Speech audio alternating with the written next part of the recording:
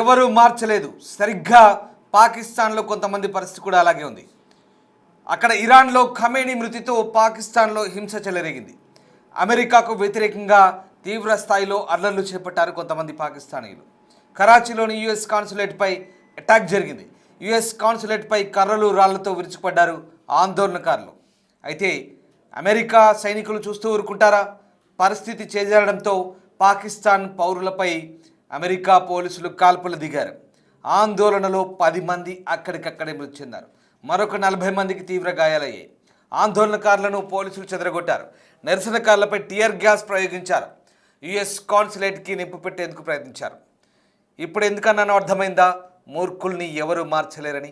ఎక్కడో ఇరాన్లో అల్లర్లు జరుగుతుంటే అమెరికా కాన్సులేట్పై దాడికి దిగి అనవసరంగా ప్రాణాల మీదకి తెచ్చుకున్నారు కొంతమంది పాకిస్తాన్ పౌరులు.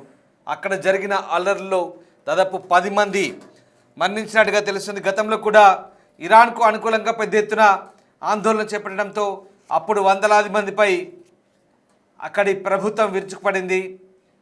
అనధికారిక లెక్కల్లో 200 మంది పైగా చనిపోయినట్టు అప్పుడు వార్తలు వచ్చాయి.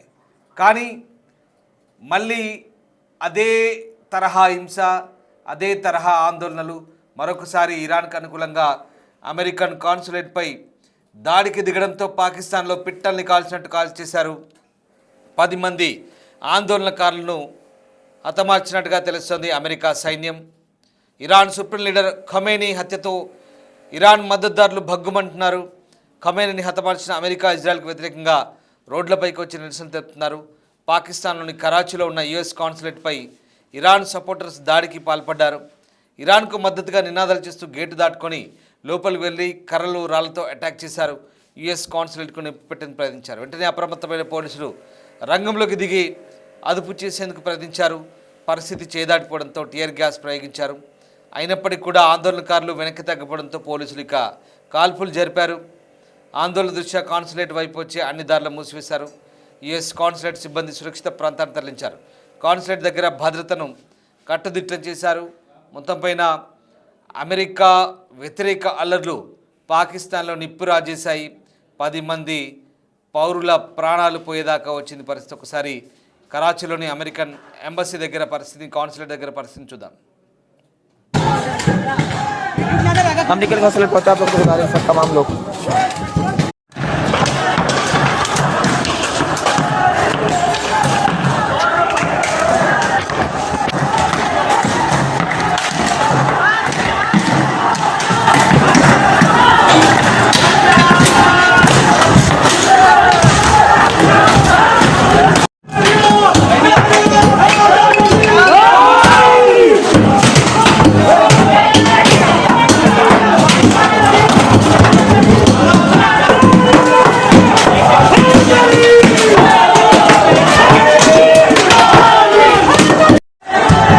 अमेरिकी कौंसल खाने को आग लगा दिया है।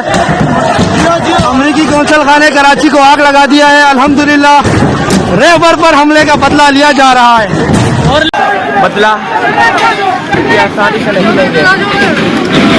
तोड़ दिया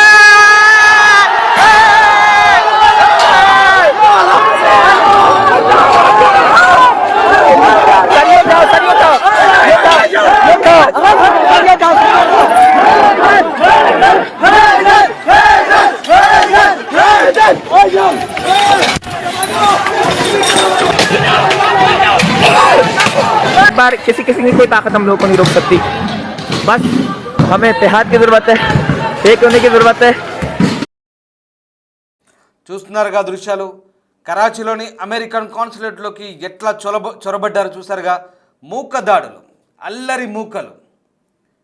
ఎంత అల్లరి మూక దాడులు అంటే ఏకంగా కాన్సులేట్లోకి చొరబడి గేట్లు బద్దలు కొట్టుకొని లోపలికి వెళ్ళి పెద్ద పెద్ద రాడ్లు, కర్రలు, రాళ్లతో దాడులు చేస్తుంటే అందులో ఉన్నటువంటి అమెరికా కాన్సులేట్ సిబ్బంది ప్రాణాల అరచేతిలో పెట్టుకొని గజగజ వణికిపోయారు.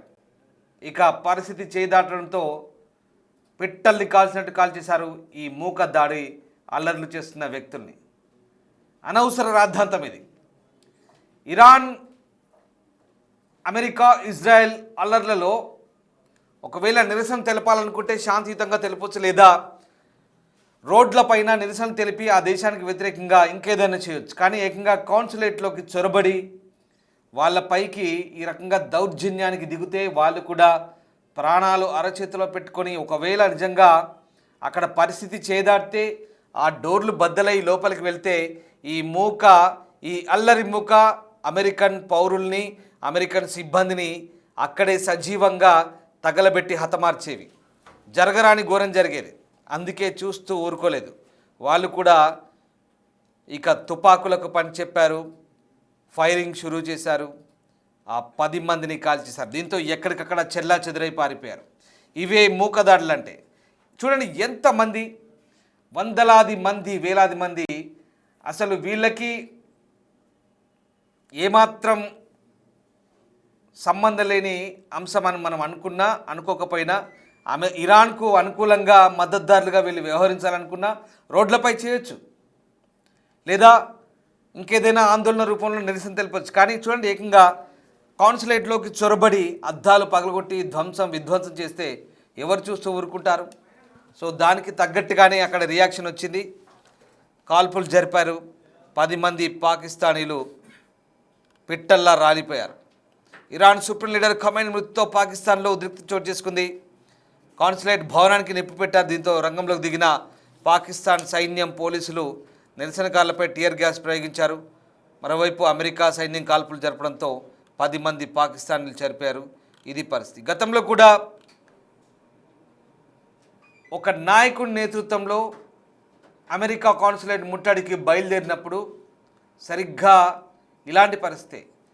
రావల్పిండి, కరాచీలో రోడ్లపైన పిట్టల్ని కాల్చినట్టు కాల్చేస్తే వాళ్ళ సొంత ప్రభుత్వమే, సొంత సైన్యమే, పాకిస్తాన్ రేంజర్లే వాళ్ళని కాల్పులు జరిపి చంపేస్తుంటే ఇంకా వీళ్ళని ఏమనాలి?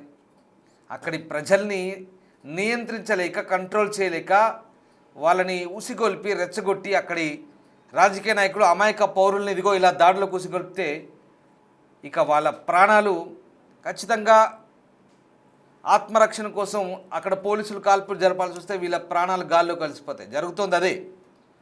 చూడండి ఆవేశంతో ఎలా పరిగెత్తున్నారు అమెరికా కాన్సులేట్లోకి. ఆ పరిగెత్తిన వారిలో ఎంతమంది బతుకున్నారో, ఎంతమంది చనిపోయారో తెలియదు. 10 మందిని చంపేశారు, 10 మందిని కాల్చి చంపేశారు సైన్యం. జరిగింది ఇదే. సో అందుకే చెప్తున్నా, మూర్ఖుల్ని ఎవరు మార్చలేరు.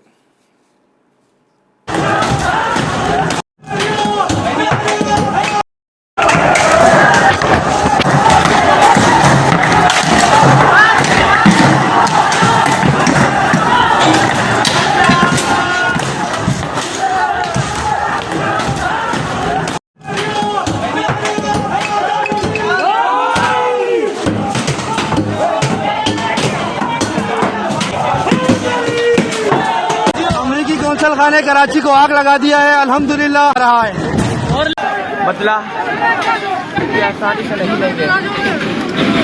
तोड़ दिया।